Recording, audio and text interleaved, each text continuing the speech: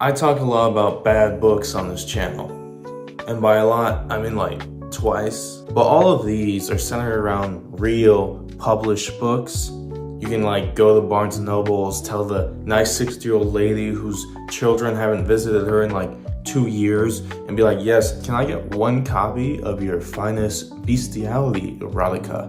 Most of these are shorter and they're like real books. Someone had to go through them and like edit and publish them.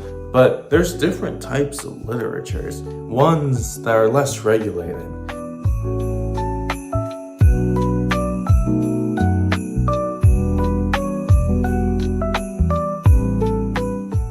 Now, fanfiction is an interesting critter. Something more common in the early 2010s with older Gen Z, but the medium has kind of died as of late. But that makes sense when most of the fanfiction went like this. What's up, ladies? Come give me some loving. With the type of people that tend to write fanfiction and just the overall ease of like typing a story instead of like writing with pen and paper, feather, black ink, I don't know. It makes relative sense that fanfictions would be long. But how long? What about a fanfiction that's longer than the Bible? You know, the Bible, the book that has like all the lore book. 16 million words. What could compel a person to write 16 million words of anything? Have I even said 16 million words in my whole entire life? Probably. But you'd assume that a fanfic would be something like My Little Pony, Undertale, I don't know, something else that people just hyperfixate over. No, it's The Loud House. Yeah, that show that like no one cares about anymore, created by this infamous woman respecter, Nick, and creators being sexual predators. What's a better mix? But the thing about other fanfics is that if you're using it as some self-insert to have a goon sesh to, it's whatever, because it's like a fish or a pony or whatever. But these are children, and not like, oh, 1,000-year-old vampires that look, act, and speak like children, and that I sexualize for no reason. The average age is like 10 years old, and for what purpose? Do you need to write 16 million words for this? There's not much information about our author JD, and now I've learned that not only did he write almost 17 million words for this, there's a second part of the Loud House fanfic, 8 million words. There's 25 million words of Loud House fanfic. My story here may be a long one, but it is endless, and I have so much to share with the world on what I know on several shows. But there's a bunch of things I never tolerate. I never accept cruel opinions, cruel criticism, racial slurs, hateful comments, people hurting my friends, and many call things. So please, none of that stuff. Also, I have absolutely no sympathy to anyone that's a bully, a racist, and a rude, insensitive, and cruel. They can go to hell. Don't worry, JD. This is probably not going to be as bad as the other stuff I read. Hopefully, there's no bestiality. Chapter 1. Moving and Meeting. Me and my family are moving to Michigan. My name is James Knudsen, but my friends call me JB. Me, my mom, and dad, my sister, brother-in-law, niece, and nephew are moving into our new multi-millionaire dollar mansion in Royal Woods, Michigan. As I checked out the neighborhood, I walked along Franklin Avenue and found one house that was really chaotic. It was 1216 Franklin Avenue. Boy, that house is hectic. Then I bumped into someone. Oof. Oh my gosh, I'm so sorry. I wasn't looking where I was going. But it was a boy named Lincoln. It's okay, it happens to me too. Oh, you must be new here. I'm Lincoln Loud. I shake his hand. It's a pleasure to meet you. I'm James Knudsen, but call me JD.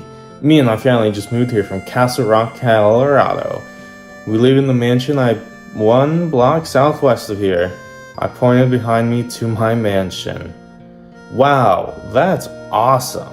Let me introduce you to my family. The best dialogue of all time.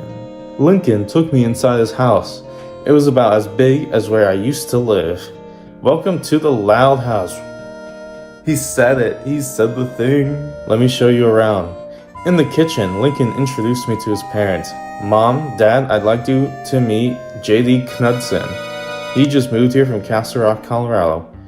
It's a pleasure to meet you, J.D. I'm Lynn Loud Sr., and this is my lovely wife, Rita. Pleased to meet you both. Pleasure to meet you both.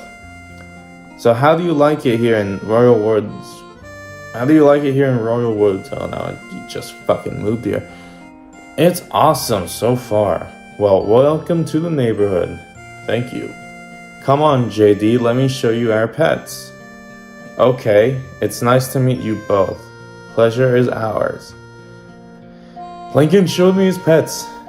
A dog, a cat, a canary, and a hamster. These are our pets. The dog is Charles, the cat is Cliff, and the canary is Raw, and fucking skip this, is so boring. Thanks. Also, I have 10 sisters. 10 sisters? Holy guacamole. I know. Would you like to meet them? Lincoln took me into another room and he introduced me to the youngest sister. This is the youngest, Lily. She's 15 months old.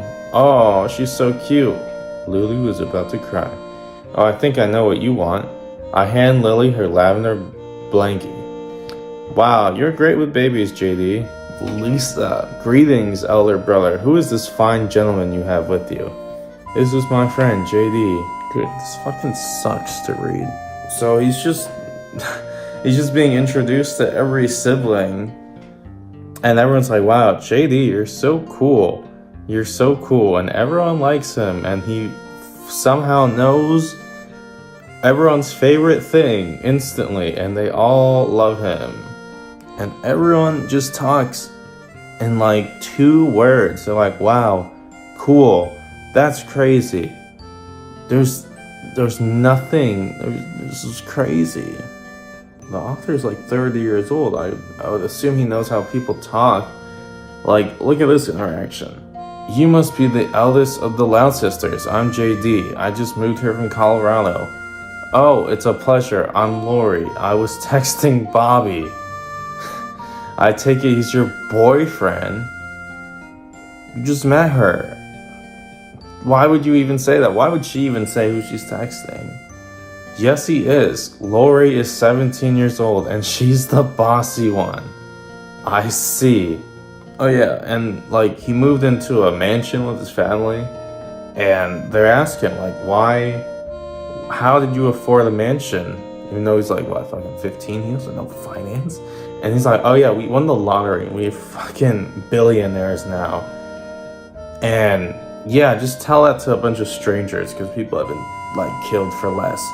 But then he's like, oh yeah, let me show you around my fucking mansion and just rub in your face that you guys are gonna be poor because you have like fucking 11 kids and you're gonna build no wealth.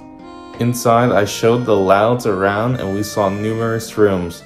The Louds were amazed. And that's it. That's the whole stay. They go into great detail about what every fucking family member does. But the second he's like, well, I showed them cool stuff. And they were like, wow, you're so cool, JD. You're so cool. You should be vice president. That first chapter was fucking hard to read.